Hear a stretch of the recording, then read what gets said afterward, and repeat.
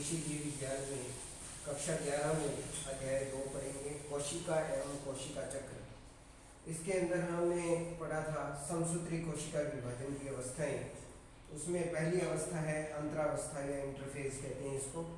2 number है पूर्वावस्था prophase, तीसरी है मध्यावस्था मेटाफेज, चौथी है पश्चावस्था एनाफेज और 5वीं है अंत्यावस्था या टीलोफेज। अब हम इनके बारे में डायग्राम के द्वारा या चित्रों के द्वारा समझेंगे। तो पहला डायग्राम है अंतरावस्था के लिए। तो अंतरावस्था के अंदर क्या होता है कि जो हमने कोशिका के अंदर पढ़ा था, तो जंतु कोशिका के अंदर देखो ये कोशिका है और कोशिका के अंदर एक केंद्रक है और केंद्रक के अंदर धागेनुमा संरचनाएं हैं जिन्हें हम क्रोमेटिन कहते हैं और ये एक जाल बना लेती हैं जिन्हें क्रोमेटिन जालिका कहते हैं। और यहाँ पर देखिए ये है केंद्रिका, छोटी सी गोलाकार संरचना है जिसको केंद्रिका कहते हैं। ये यहाँ पर तारकाएं पाए जाते हैं। ये तारकाएं कोशिका विभाजन के समय काम आते हैं। तो यहाँ पर अंतरावस्था के अंदर ये अवस्था होती है, ऐसी अवस्था दिखाई देती है। 2 नंबर है पूर्वावस्था। पूर्वावस्था मतलब प्रोफेज अवस्था। प्रोफेज अवस्था के अंदर क्या है कि दोनों जो तारकाएं हैं वो विपरीत ध्रुवों की ओर जाते हैं और उनमें से तंतुओं का निर्माण होता है जिसे तर्कु तंतु कहते हैं। तर्कु तंतुओं के बनने के बाद यहाँ पर कोशिका के अंदर केंद्र की संरचना देखें तो यहाँ पर क्रोमेटिन जालिका की जगह पर अलग अलग प्रकार के अलग अलग गुणसूत्र आगे और गुणसूत्र में क्या है क्रोमेटिन जो है या क्रोमेटिड जो है वो साफ स्पष्ट दिखाई देने लगे और मोटे स्पष्ट गुणसूत्र दिखाई देने लगे। और गुणसूत्रों के मध्य जो क्रोमेटिड जहाँ से जुड़ा होता है वहाँ पर गुणसूत्र बिंदु होता है वो भी हमें स्पष्ट दिखाई देने लग गया। और इसके साथ साथ जो केंद्रिका यहाँ की छोटी सी ये लुप्त होने लगी, धीरे धीरे क्या होने लगी, लुप्त अवस्था में आने लगी।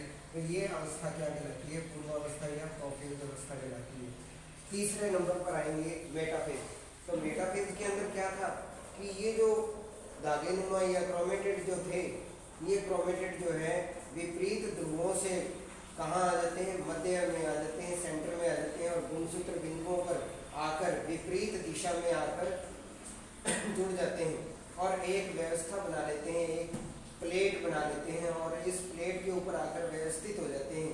और इस प्लेट को हम क्या कहेंगे, मध्यवर्ती पटलिका कहेंगे। और मध्यवर्ती पटलिका के ऊपर आकर जब ये एकत्रित हो जाते हैं तो इस अवस्था को हम क्या कहते हैं, मध्यावस्था या मेटाफेज कहते हैं।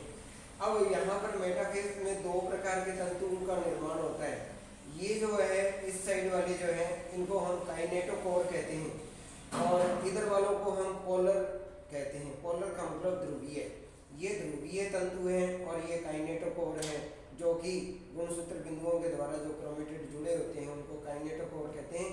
ये मेटाफेज अवस्था में है तो MT से शो करते हैं इसको, तो पोलर MT और काइनेटोकोर MT।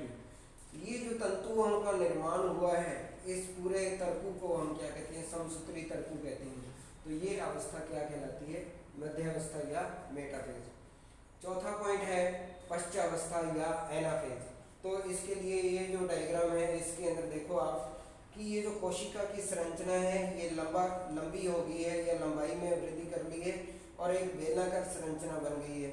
और यहाँ पर जो क्रोमेटिड थे जो मध्यावस्था में थे और सेंटर में आ गए थे, प्लेट के ऊपर व्यवस्थित हो गए थे, अब वो विपरीत ध्रुवों की ओर चले गए हैं। जो पहले V शेप में थे वो अब A शेप में बन गए और जो पहले A शेप में थे नीचे वाले, अब वो नीचे वाले V शेप में बन गए। जैसे कि फॉर एग्जांपल ये A शेप है तो क्रोमेटिड जो है वो ऊपर वाले ऐसे दिखाई दे रहे और नीचे वाले जो है क्रोमेटिड ऐसे दिखाई दे रहे। तो ये V शेप है, इसको कहते हैं A शेप और इसको कहते हैं V शेप।